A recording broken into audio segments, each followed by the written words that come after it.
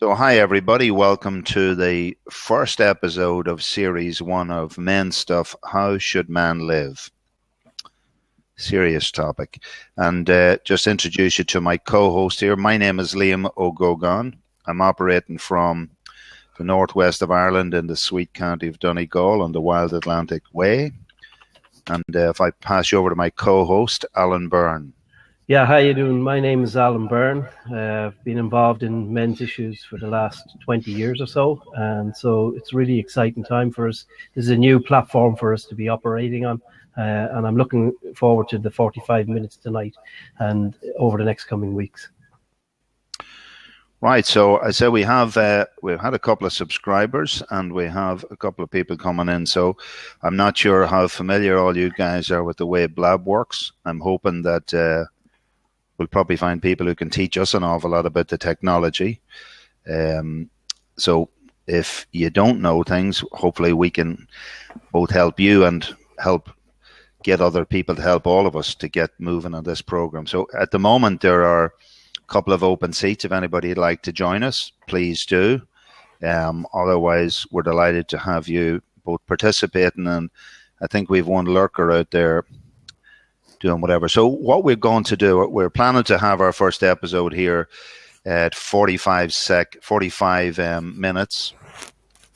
So that should bring us to 1945 Greenwich Mean Time. So we know that East Coast time in America is about 2 p.m. at the moment. So I suppose what we would like to do initially is just to bring you up to speed with, the who, why, what, when, and where of this program, where we've come from, what we're seeking to try and achieve over the ongoing period of time.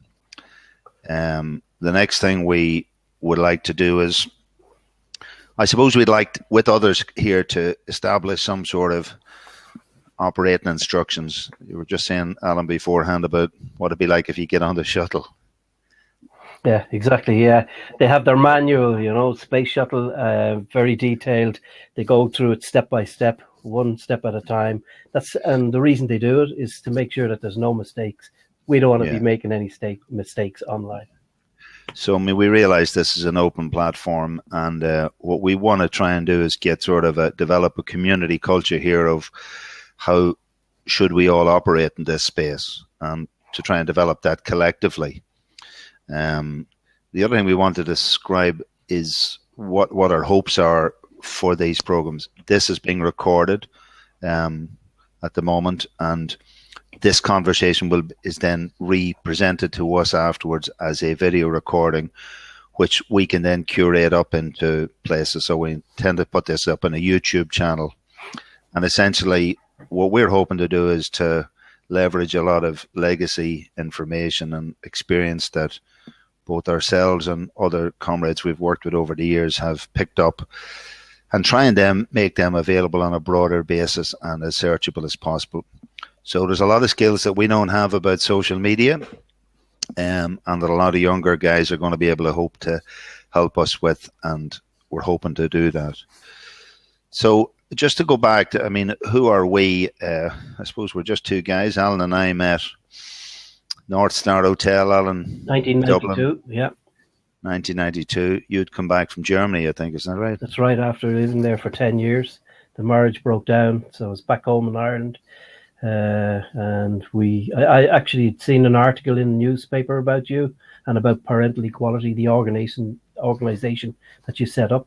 And that was the start of it, It was really interesting. Yeah, so essentially when I met you, Alan, you had, operated in a German environment, in a German culture, German way of looking at things. And I think you were a bit surprised to come back and find that the idea here that separated fathers would have no legitimacy on an ongoing basis with their children was anathema to what you'd experienced. Yeah, exactly. It was quite a shock. Well, it wasn't so much that I had experienced separation in Germany, although that's where it all started, but it was a general expectation. I believe it's not that great in Germany either, but yeah, it was just the start of a huge learning curve. And like you say, we've known each other then. It's nearly 25 years now, and we've been through a lot of situations. And to be honest with you, an awful lot hasn't changed in Ireland. There's still crazy legislation there that hasn't been properly addressed, and guys are still ending up in court on a day-to-day basis.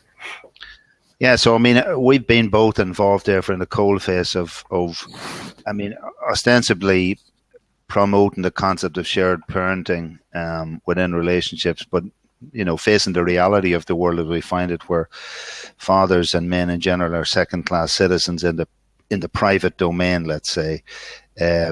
We've in that struggle, but I suppose what's really important is that having exited that space to look at the issues that address men in society in general. We ran a conference back in 2005, nearly 10 years ago now, and it was entitled Men Under the Radar.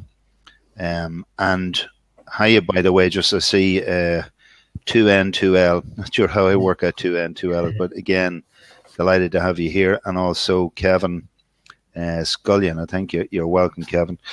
So I suppose what we're at this stage, you can see from the cut of both of us here that we're not in the first or second flush of youth. But I suppose we looking back on our lives, we realize how much more effective our lives would have been if we had people ahead of us, showing us the ropes, maybe helping us, challenging us, and keeping us sane, and also believing in us when no one else would believe in us. And we've met a lot of guys along the way, and we think maybe we can help leverage some of that learning forward into a new community, and also to help to keep the narrative of the last 25 years alive and valid, because the narrative of men's experience has been suppressed or not addressed. So when young students, for example, in research arenas around social care and social policy, etc., try and look at what men have been doing around relationships and their families over the last 30 years, what they're presented with is a very narrow band research of views which actively suppressed the views of men who taught, firstly, around the idea that men and women are equal, and that men and women are, when that means men and women are equal, it means that equality is a two-way street, and also that men may have an independent perspective of how life should be run and how they should do business as parents, and that's perfectly valid, even though society mightn't give much time for it. But there's a whole other range of issues that are there for men around their own health, and that's not just a physiological health, but their mental health, and the sort of issues that address men in an ever-changing reality. I mean, it's only 2 generations since our grandparents would have gone to work in factories, working on the clock in very manual labor, to a world now where, life is lived around the clock. We're in a conversation across the world, across different time zones, etc.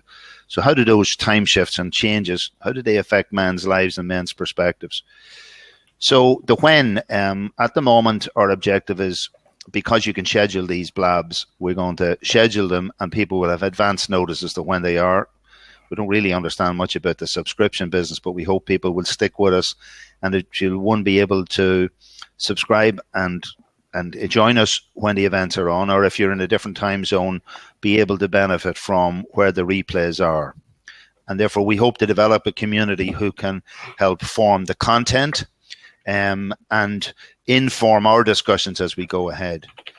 And the where, we're going to be on Blab, and we see this platform as something that's going to grow and develop, and also that the material that will come off the videos, the recorded videos, will be on, say, a YouTube channel. But also, I'm very interested in the MP3 audio, that I think if we could create products which people can take away with them and listen to, it might be very useful.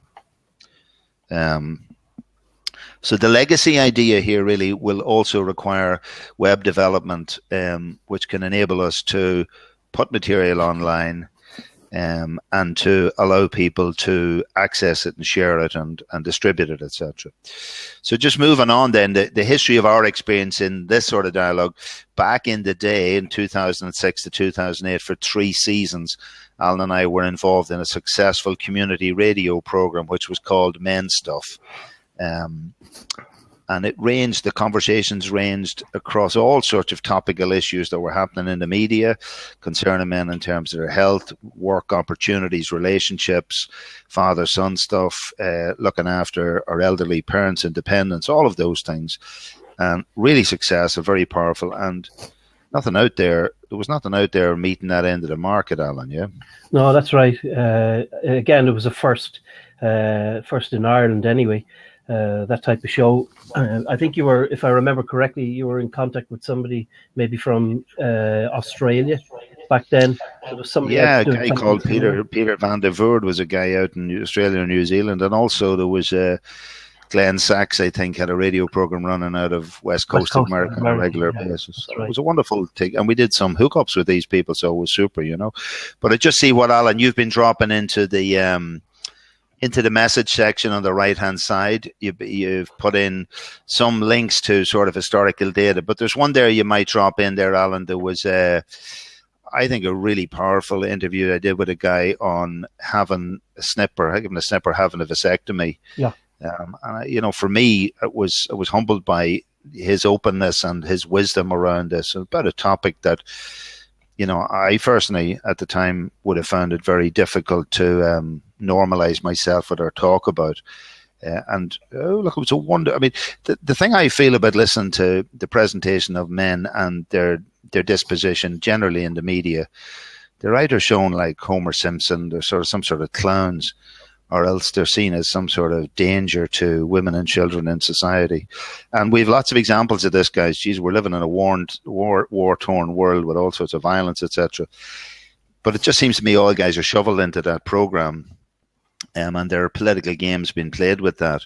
So, I mean, it's been wonderful in that Menstuff period to come across just real ordinary guys with fabulous stories, and fantastic examples of good people who were trying to help in their communities, etc. So if any of these links, if you want to have a look at them, did you put in the link there, Alan, from Mixcloud? Yeah, I'm just about to do it now. Right, Yeah, so we put this up on Mixcloud, so that's there at the moment. So I suppose we're hoping, like, this is a new experience. We were working in a relatively small community. Maybe its reach was 100,000 listeners in the region. And we were operating under sort of codes of conduct on the Broadcasting Authority of Ireland. So I suppose there are restrictions, like you couldn't say fuck or crap or bastard. You couldn't say this in that space. So, well, I personally found myself very curtailed with that, guys. So that, we have a much more open scenario that we can work in, and we're talking. Hopefully, we're going to be joined throughout the period by people from all over the world with different cultural backgrounds, different experiences, different expectations, and maybe hopefully we can all throw them into a mix and just create some sort of wisdom, one of understanding for ourselves, and then separately for other people who may come in with dilemmas that maybe our conversation can help in some way inform. Just the other thing, Alan and I started yesterday with a preview of this, so I think it's important that we were joined by two guys. Joel initially joined us from West Coast. He's about 9 hours behind us, I think, at the moment. Really helpful guy, really, really helpful. Helped Alan and I sort a lot of our problems, and he then networked into another chap from New Zealand called Ricky. Young guys, and it was wonderful, and we're hoping to network further with them and to learn from them, and maybe to share and connect in with their communities. So that's the background, I say, to where we are. Again, we haven't done this before, but we would like, if anyone would like to take a seat at the table, maybe give us their 5 cents worth about what their interests are. The two guys who joined us yesterday evening in the preview were taken. Their interest was taken by the title "Menstuff: How Should Man Live," and the element of how should man live emerged from, I suppose, reflecting on the thinking process used by Socrates, a long time ago, before time began in our 19, whatever your 2000 terms. So, I mean, this guy would have walked around and essentially he approached things by asking questions. And that central question, how should man live? And it's posed like that as a question. This is not in any way, we don't see this as being a didactic process telling people anything, but to flesh out maybe behaviors and consequences. And are there particular things that, and in certainly in Ireland, I think it's the accepted consensus, even by those in the status quo who are not really interested in men's issues, that there are serious problems that are emerging for young men in our society. In Ireland, it tends to show in very catastrophic incidences like suicide, which is predominantly a young man's, well, a male issue, and on one hand perceived as a young man's issue, but recent research has also shown that there are serious issues for men in their 40s, many of them because of financial issues and crises, and that also that men in the third phase of their lives are suffering from serious levels of personal isolation. And increasingly there is a realization there's a problem there, and it would seem to me that the responses from statutory bodies, etc., are built on past models of their perception of male behaviour, which it seems to me has been that men are seen to have a fundamental problem by being male, and that they must be rehabilitated and reconstructed within a feminized filter in order that they may be satisfactory to the PC authorities, whoever they are. Do you accept that premise, Alan? Do you?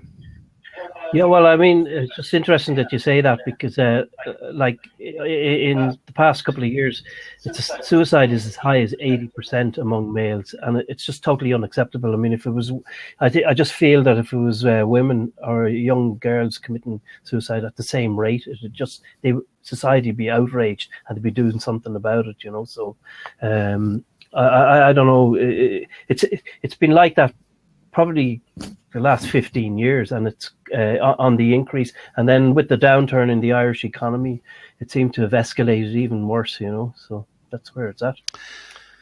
Yeah, but I mean, the premise is that is put out there essentially, and that's something we've experienced for the last 25 years essentially, that look at guys, in fact, you and I, Alan, we attended a meeting with the Crisis Pregnancy Agency in Ireland, and this was an agency set up just for those internationalists, etc. I mean, Ireland is a non-abortion environment,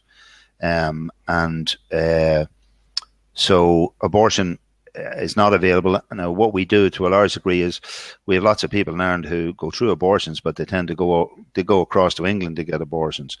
So what Ireland has done is it established this Crisis Pregnancy Agency to assist, and be careful here, to assist women who were pregnant and who were considering abortions. So from the outset, there was no consideration of the male engagement or involvement, or the male having a dilemma or confusion or difficulty around pregnancy, crisis pregnancy, abortions and decisions. So Alan and I attended at a meeting with these people to try and bring to their attention some huge realistic issues of that men experience around traumas around abortions. So we brought, for example, a case of a good friend of ours who, having separated, discovered that his wife, while they were married, had aborted a child unknowns to himself, leaving the fact he has two other children and leaving him with that dilemma, what if, and having that ongoing nightmarish trauma for himself, but having nowhere to turn to. And initially, like what these people said to us, the legislation which established Crisis Pregnancy Agency simply did not include services or even a recognition of a need amongst men. Now, this material, this service was produced in the same time frame as we introduced an equality law in Ireland, which made it illegal to discriminate on the basis of gender in terms of services. So there's a direct conflict there. But actually, we met with, I think there was 2 women and 1 man, I think, Alan, is that right? Yeah, I can't obviously. Well, we can't, the 2 women, anyway, at some point, they had enough of listening to 2 old guys like us. We weren't as old then. They left, and this guy turned around and he said to us that if we toned it down a little bit, the girls might find it more acceptable. I just was shocked that the guy was so off the world planet of understanding even the concept of equality or crisis was. So what I'm saying is, I just think that's the world we're in. I think that a lot of men have been disconnected from, young men are disconnected from an older generation. That may be for many reasons. I think one of them would be, in my grandfather's time, it would be normal, for example, for a son to maybe follow in his father's footsteps, whether it be working in a coal factory or the mines or in the railway, or factories where you served your time or did your trade. And in that period of apprenticeship in life, you would also have been inducted into ways of adult behavior, or how to become a man within that context. And in a sense, you were held within the rich bosom of male security. So, for example, the wildness, which hopefully over the time we will discuss around the wildness that exists in young men, the risk-taking, etc., there was always older guys looking out for you. I mean, I know from working on the railway in Ireland that you'd see young apprentices and you'd see older guys knowing when the guy was about to put his hand in a dangerous place, and be there, he'd let him go near it, and then he'd pull his hand away. Now, that model of industrial society has simply disappeared. So where do young men learn about how to be a bigger and an older man? In primary schools in Ireland, that's our first level education in Ireland, where people would go from, say, 4 years of age until 13. There are almost no males teaching in those. I mean, you would know that, Alan, from your own daughter, who's just recently graduated as a teacher, isn't that right? Yeah, but even in her college class, there's mostly women, and she's a primary school teacher. That's what she's learning.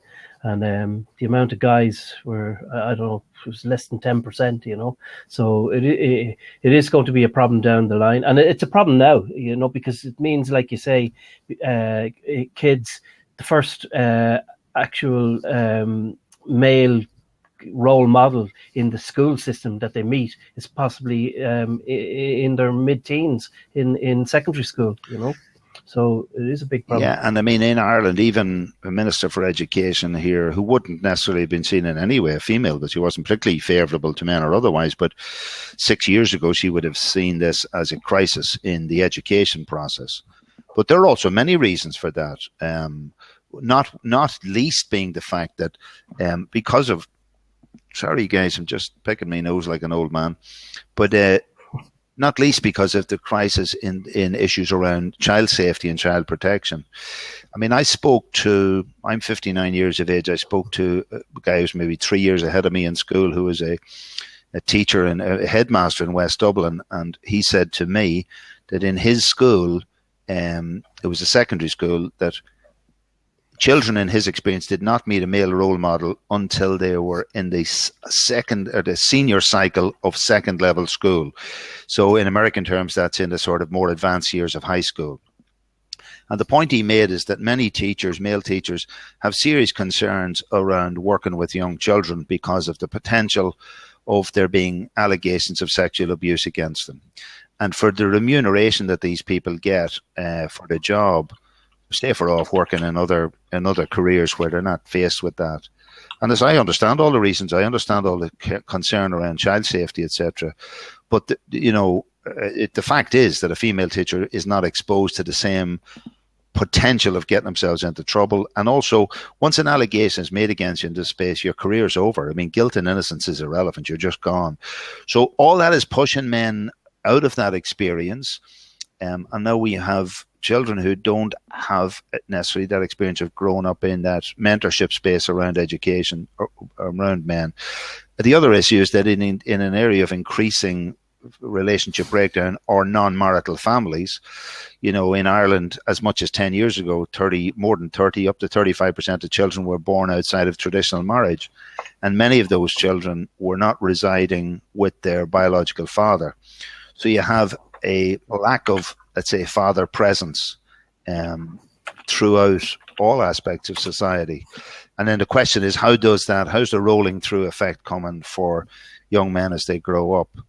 And, you know, whereas for me and Alan, I think, and both our fathers are now dead and gone for some time, but I think both of us, Alan, were fortunate to have those men in our lives, even when we experienced personal trauma. And, you know, my father would have said to me, look, I have no answers for you. He says, I'm trying to sort out my own life. But that, in fact, great. That was a great role model. Yeah, but that was the answer. I mean, he helped me grow up and realize that life's a bitch, but it's my life, you know. And rather than thinking to run away with it, he says, why don't you deal with it? And I wasn't looking for somebody to give me easy answers at that stage. I wanted someone maybe, but to tell me the truth.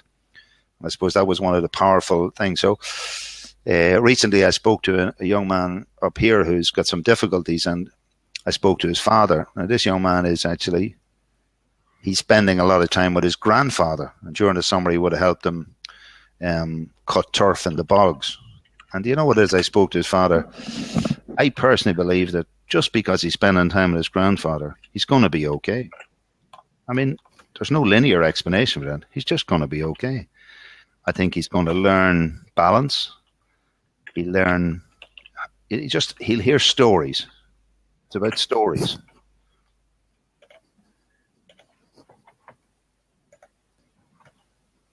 Hello. I can hear my own heartbeat. And yet again, just to say to guys who are out there and in the fringes, if there's any comments, again, this is a process we're trying to develop. Again, welcome and thanks for coming to our show. I mean, we're trying to develop a conversation, and we'd like to be an authentic conversation about any issues that concern men. We would like to operate through a culture of what we call challenge through peer support. In other words, if you've got a view, we'd be supportive of you putting a view out there, and we would like to help strengthen your view by challenging it for your own sake, for the view's own sake. And the other thing is that an argument should survive and thrive on its own merits, and that all of us can learn from the experience of each other. So, and we're going to do this on a regular basis. We're going to stick around to develop the community as much as we can. We would be very keen to hear from anybody who can suggest topics. If there's topics that you'd like us maybe to look at, or a question that you want to look at, you don't have to necessarily take a seat at the table. There are 2 seats there. If anybody wishes to join us at any time, you're welcome to do so. Otherwise, if you want to stick a message in there, or I think if you /Q and then ask a question, then it gets sort of lifts out of the mirror, out of the central mess and sticks itself up to our eyes. We can certainly look at that. We are interested in the experience of other men in other cultures. Obviously, we're talking about what we perceive to be the situation in Ireland. And also our concern really that older people are finding, or it is being depicted that older people in Ireland, reports are that they're closing their doors in rural areas at 3 o'clock in the afternoon, afraid to open their doors until the next morning because of fear of marauding gangs of typically wild young men going out there, robbing them and beating them up, etc. And I keep thinking, why is this happening? Is it a feral nature in men that they need to do this? And why is it something that's a developing culture? Did it happen in the past? Why did it not happen in the past? What is the role of the authoritative father figure in the past? When I was a young man, when I crossed the line, my father, and interesting enough, not only my father, but all of the other fathers in the community would have held me to account and castigated me for behaving like that. And obviously, I can say until I was, let's say when I was 21, 22, I knew that all those old fogies were wrong. They were all wasters, and, they weren't with the program. They weren't cool like I was. But I suppose when I got to about 25 years of age, it began to dawn on me that all of these men were on the other side of the river than me, and that I had ultimately presumed that they were on the wrong side. And then I slowly worked my way across to the other side and realized this is what makes sense. This lasts. And I don't think it should be any different. I think when you're young, you should both have the freedom to challenge boundaries and to push the boundaries. But in a society which is boundaryless, which never holds us to account for our own behavior and never encourages us to examine the validity of our own behavior. Say, what's good about what you're doing? How would you like to do something better than that? And what support do you need to do that? Whereas instead it comes down real hard on guys. And, maybe the first time a young guy falls off the horse and does something wrong, think of it, certainly in my life, I suppose, I was just explaining to somebody the other day that when I was a young fella, so what's the statute of limitations over here, Alan? Depends on Well, I it's think. long enough for my age not to matter if I was less Yeah. than 10. Okay, so that was a long time ago, half a century ago. I used to steal money out of my mother's handbag. Yeah. You. I didn't get to be this overweight for nothing, but I used to steal money to buy sweets out of them. So at some point, somebody must have noticed that I had too many sweets to that my whatever pocket money I have could account for. So I was brought in for interrogation by my father and mother. And of course, I kept making up stories. And when they asked me where I got this money, I named a particular fellow who was in school with me, another kid, because he lived maybe at the other end of the town. And I thought that would put an end to that. So my father said, come on, we're getting into the car and going up to this guy's house to ask him. So I had another memory, which was that actually the guy who gave me the money lived in a village maybe 15 miles away. And I thought that would make me safe. So my father said, no, we're driving out there to that place. So we drove out to this guy's house, and he was the son of a pharmacist. So my father went into the pharmacy and told me to wait in the car. And he stayed there for maybe 5 minutes. Now, on mature reflection, I probably realized that he was probably in looking for condoms. Although I realized they didn't sell condoms in Ireland in those days. So I don't know what he was looking for. Maybe he was looking for some headache tablets. But anyway, he came out, and I had been outside in the car shitting myself, but he came out anyway. He could have just gone over the border there, Liam. Yeah, you know? that's true. But anyway, we went. He came back and he brought me back home, and then he threatened me that he would he'd bring in the local school policeman or school guard. Now in our town there were two guards, Sergeant Nocton and Joe Gaffney, and us kids really both revered and feared these men as the school policemen. And I was threatened that he would be brought in to investigate this theft. And then I gave up, and I told it. Well, I told enough truth. I admitted the present robbery, but not other ones. But the reason I'm bringing that to account is, I mean, I really admired the tenacity of my father and the support of my mother for his tenacity to stick at this, to not let me get away with this, and to run the rule over me and to give me some chance of dealing with a small dilemma that I had and help me straighten myself out. So I only robbed banks after that. I said, only rob big money. Don't take small money. What lesson did I learn? So I'm wondering, when fathers are not around, who's going to do that? Who is going to do that in our society? Who's going to take the time? That takes a lot of time. I consumed a lot of my father's time helping to keep me, and I'm not going to speak for other members of my family, but certainly helping to keep me in line. Any confessions on your side, Alan? Yeah, I just remember one time, I don't know, I must have told my father to fuck off or something because it was really bad. I had to leg it. I ran out the door, up the street, and eventually he caught me. My father was an athlete when he was young. He was a footballer and he was an athlete. But actually, it worked both ways for us, good for both of us, because I learned a valuable lesson about answering them back. And then secondly, he was out of breath when he caught me, and he gave up cigarettes shortly after that, so I inputted into him giving up his smokes. He used to smoke 40 cigarettes a day, but I'll never forget that. That was the only time actually that he ever remonstrated with me. I never had any issue with him other than that. I was about 12, 13. So I still couldn't run faster than him. He caught up with me. Yeah, and I also think that, both as fathers, when our kids are very small, I think everybody, with your kids are small, there's a period during which you are their hero. Probably when they're very young. It doesn't take them long. Anyway, when they're very young, they think you're a hero.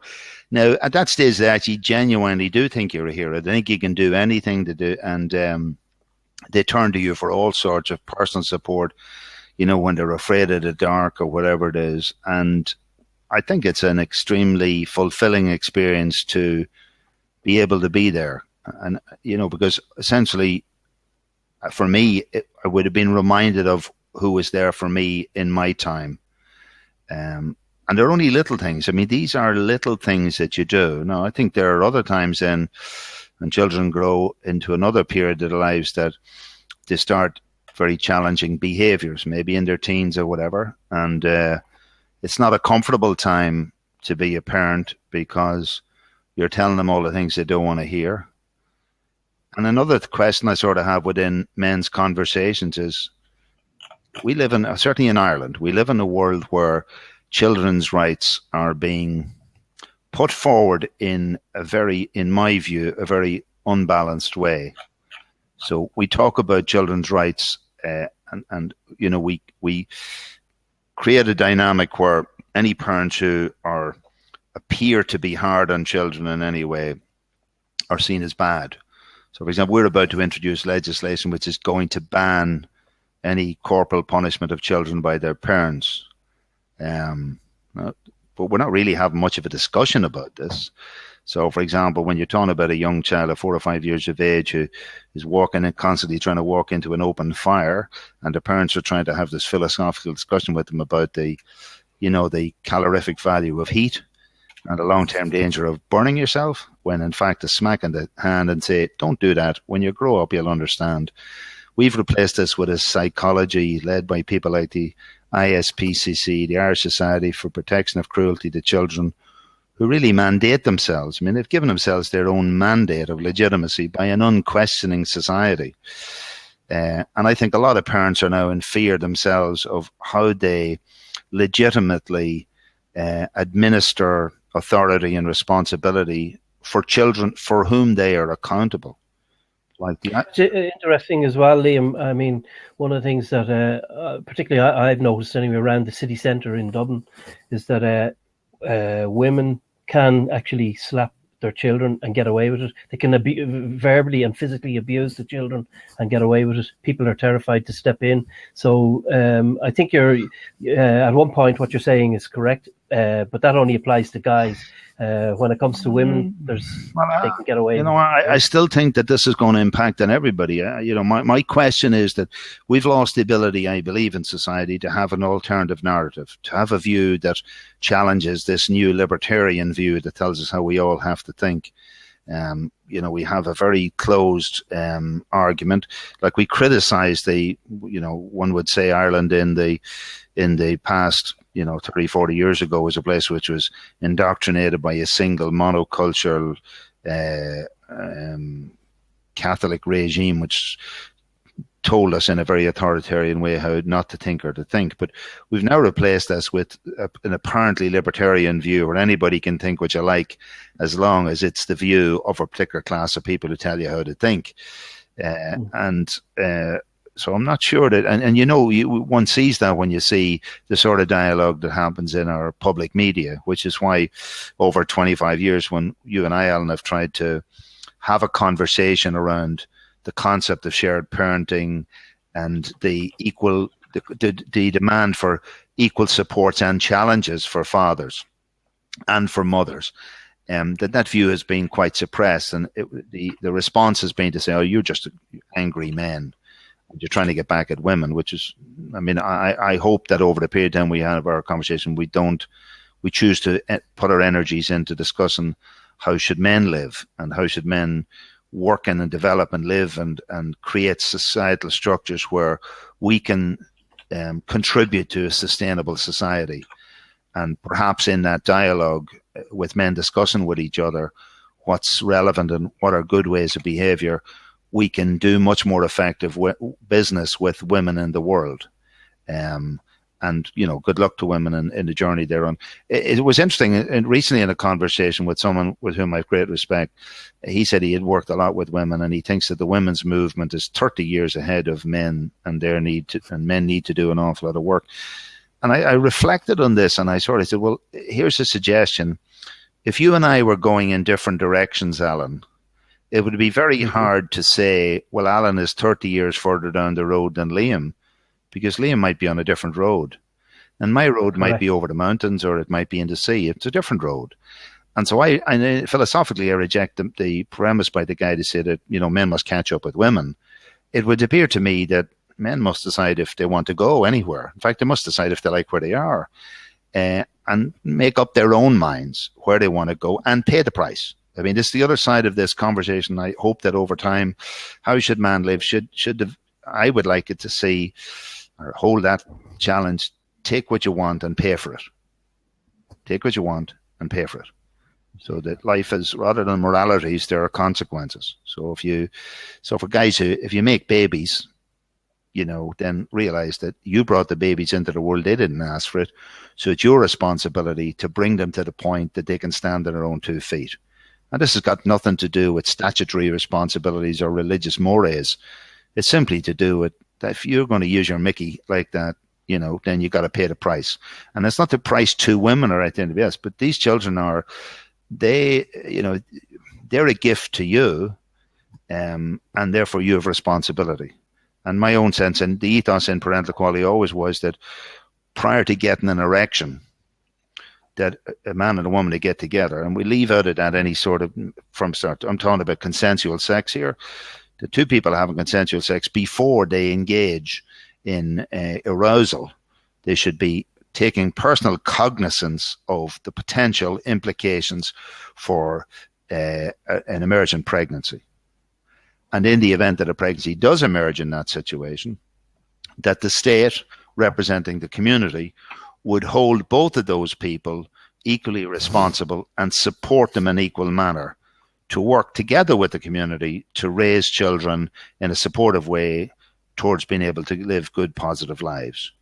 So, I mean, that would be an ethos that I would hope that we would espouse through this conversation. So I'm mindful of the fact we're at 1943, and again, I just want to thank the people who've joined us now. I can see we've got, and again, I'm just trying to use Blab here. I see we have Brendan out there, and again, thanks earlier for your support, Brendan.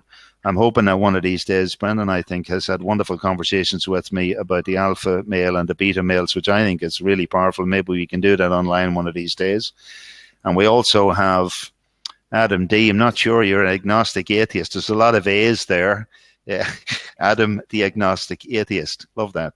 Don't know where we can go. Maybe we get onto the B level with you, Adam, at some point. And again, another A, Alan Moore. Again, Alan has been very supportive.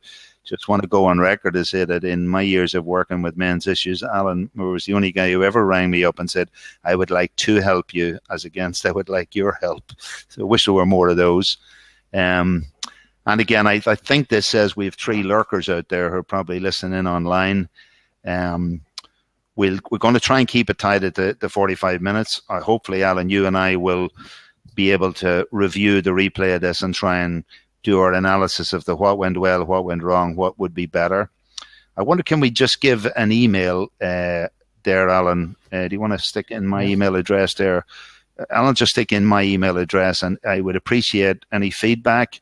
Robust as it is, if you tell me I have to lose about 6 stone to be on video, I'll just get a filter that'll narrow me down. That's all I can offer, guys. So while you're doing that, Alan, any final thoughts? No, it's just for me, it's trying to manage the comments and along the right-hand side, trying to add in stuff. It's hard to. This is my first time ever doing anything like this, So I have a lot to learn, and I can see you have the pitter patter. You're used to it because of the radio show. Continuing that, the conversation unbroken. I'd have to keep thinking about the next thing that I'm going to say, and just to say, that's all ahead of us. Yeah, just to say, guys. I mean, it's thanks to both Joelle and from California and for Ricky last night from New Zealand, who pointed out to us that this is not something you can manage on your own. So, I mean, I've only been freed to manage the dialogue here simply because Alan has sat in as my co-host here to manage the screens of the dialogue, etc. And I suppose we have lined up some people we've talked to about. Actually, we hope in the 3rd seat maybe to bring someone in. There's a couple of young guy I know who's published a book recently, to bring people in and actually provide a conversational facility for them to talk about their views of their issues, etc. And it would allow, me to lead that dialogue and Alan to manage the administration end like that. So hopefully we'll come back again. And again, we will update people. Alan would have a lot more experience of Twitter than I have, so we have to find out ways in which we can mobilize and engage further interest. So from me at the moment, guys, I'd like to thank you for your attendance and hope that this is the first of many programs coming forward. All right, Alan? Yep. Thanks again to everyone for joining us tonight, and we'll talk again next week. Okay, so I think the sequence here, Alan, is I think that what I do is I exit everybody from the conversation, which means you, and then I close down the conversation and stop the recording, and then we wait for the recording to be processed. All right? Okay. That's okay, fine. over and out, folks. Thanks. See you next time. Bye. All right. Everyone. Take care.